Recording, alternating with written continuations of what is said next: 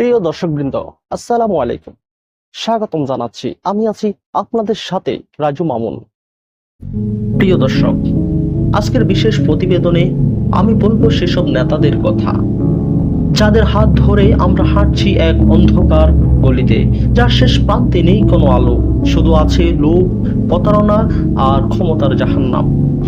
একদিকে নেতা বলছে আমার পাশে থাকো, উন্নয়ন হবে, অথচ তার উন্নয়নের সুফল যায় কেবল নিজের বাড়ির পাঁচিল টপকে। সাধারণ মানুষের কুঁড়েঘর তছনছ হয়ে যায়।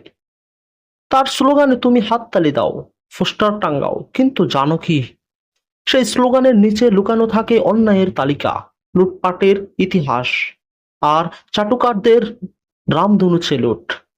যে রাজনীতির কারণে সমাজের মানুষ তোমাকে দেখে ভয় পায়, দূরে সরে যায়, হাসি বন্ধ করে দেয়। তুমি ভাবো তারা তোমাকে সম্মান করে? না ভাই, তারা ঘৃণা করে, কিন্তু মুখে বলে না।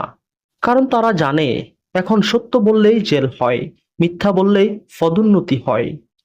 এখন সময় নেতার নয়, নীতির পাশে দাঁড়াও। স্লোগানে নয়, সত্যের কণ্ঠে জোর দাও। ভয় নয়, ভালোবাসা দিয়ে নেতৃত্ব করো।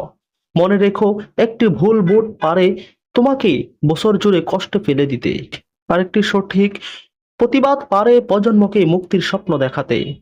এখন সময় প্রশ্ন করার, এখন সময় বেছে নেওয়া। অন্ধ অনুকরণ নয়, ন্যায়ের অনুপ্রেরণা। একজন মানুষ জেগে উঠলে একটা পরিবার বদলায়, একটা পরিবার বদলালে সমাজ বদলায়, আর সমাজ বদলালেই জাহান্নামের নয়, গড়ে উঠবে স্বর্গের দেশ।